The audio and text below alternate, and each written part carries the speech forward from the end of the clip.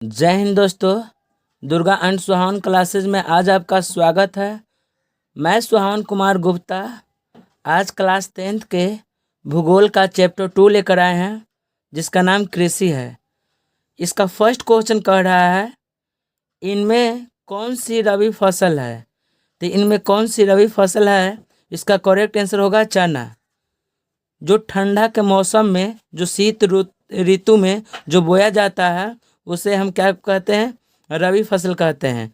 चना हो जाएगा, ऑप्शन डी इसका राइट आंसर हो जाएगा। ये जो फसल है अक्टूबर नवंबर में बोए जाते हैं। अक्टूबर नवंबर में जितना भी फसल बोया जाता है उस सभी फसल को हम रबी फसल के नाम से जानते हैं। क्वेश्चन नंबर 2 कह रहा है, किस फसल को उजला सोना कहा जाता है। तो उजला सोना कपास को कहा जाता है। ऑप्शन बी इसका राइट आंसर हो जाएगा। क्वेश्चन नंबर 3 कह रहा है, किस फसल को सुनहरा रेशा कहा जाता है। तो सुनहरा रेशा जूट को कहा जाता है। ऑप्शन ए इसका राइट आंसर होगा जूट। ये सारे जितना भी ऑब्जेक्टिव क्वेश्चन है, यह बोर्ड 2025 के दृष्टि से बहुत ही इम्पोर्टेंट है। ये सारे ऑब्जेक्टिव कई बार पूछ चुके हैं और बार बार यही ऑब्जेक्टिव को पूछा जाता है, इसलिए आप लोग इसे ध्यान से देखें और याद करें। क्वेश्चन नंबर 4 कह रहा है, निम्नलिखित में कौन उस कृषि प्रणाली को दर्शाता है जिसमें एक ही फसल लंबे क्षेत्र में उगाई जाती है। तो एक ही फसल लंबे क्षेत्र में जो उगाई जाती है वह है रोपण कृषि। ऑप्शन ए इसका राइट आंसर होगा। जैसे धान की खेती लंबे चौड़े क्षेत्र में रोपा जाता है। ऑप्शन ए इसका राइट आंसर हो जाएगा। क्वेश्चन नंबर 5 कह रहा है कि शुष्क कृषि में निम्नलिखित में कौन सी फसल नहीं बोई जाती है। तो शुष्क कृषि में गन्ना फसल नहीं बोई जाती है। ऑप्शन डी इसका राइट आंसर हो जाएगा। क्वेश्चन नंबर 6 कह रहा है कि निम्नलिखित में कौन सा राज्य भारत में चाय का सबसे बड़ा उत्पादक राज्य है। तो चाय का सबसे बड़ा उत्पादक राज्य भारत में असम है। ऑप्शन बी इसका राइट आंसर हो जाएगा। क्वेश्चन नंबर 7 कह रहा है, चावल की खेती मुख्य रूप से होती है। तो चावल की खेती मुख्य रूप से जलोढ़ मिट्टी में होती है। ऑप्शन बी इसका राइट आंसर हो जाएगा। क्वेश्चन नंबर 8 कह रहा है, चाय के उत्पादन में विश्व में भारत का स्थान क्या है।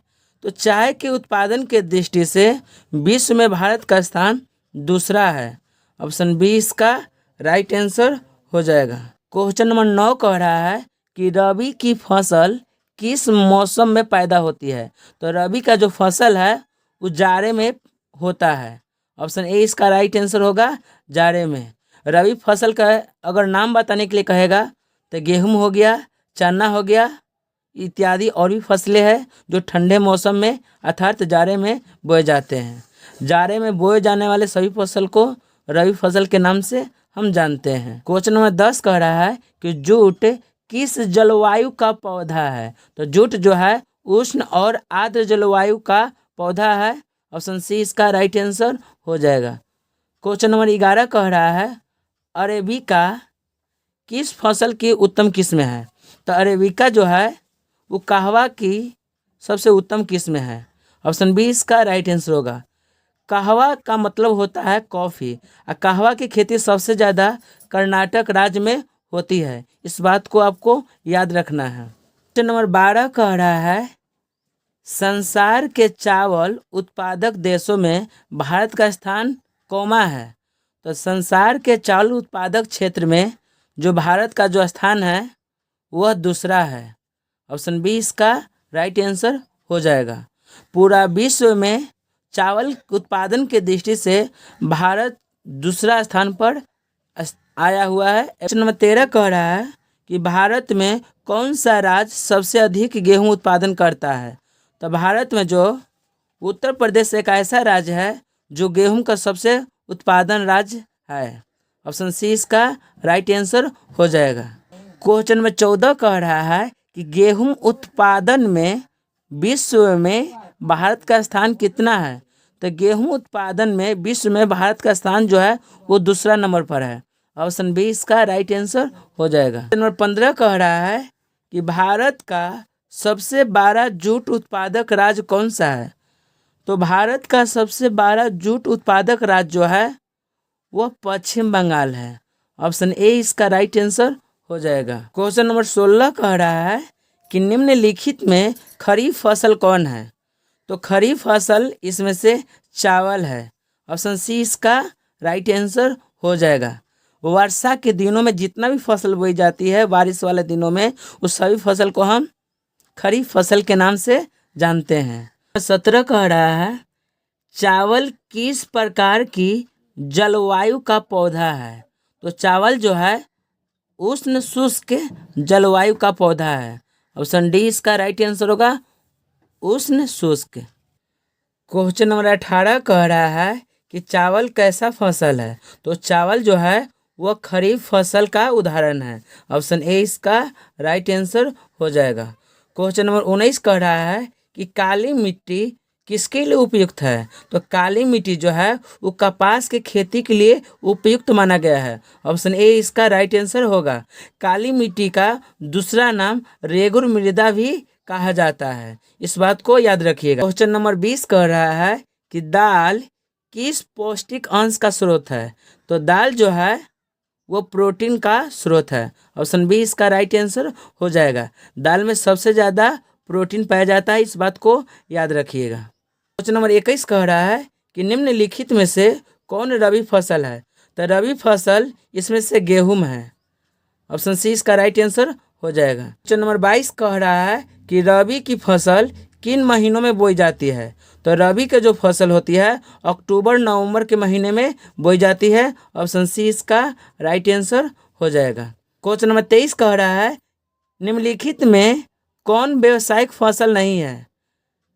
तो इसका करेक्ट आंसर होगा गेहूं। गेहूं जो है खाने के लिए भी खेती किया जाता है, लेकिन गन्ना और जूट और तंबाकू जो है ये नगदी फसल का उदाहरण है। ये जो फसल है ये व्यापार करने के लिए खेती किया जाता है, लेकिन गेहूं जो है खाने के लिए भी किया जाता है। क्वेश्चन नंबर 24 कह रहा है कि निम्न में से कौन रोपण फसल नहीं है?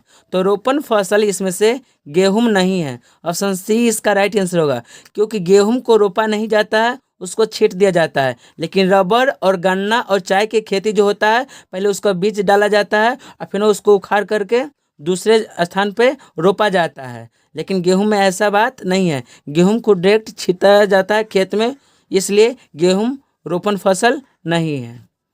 क्वेश्चन नंबर 25 कह रहा है भारत की प्रमुख खाद्यान्न फसल कौन है?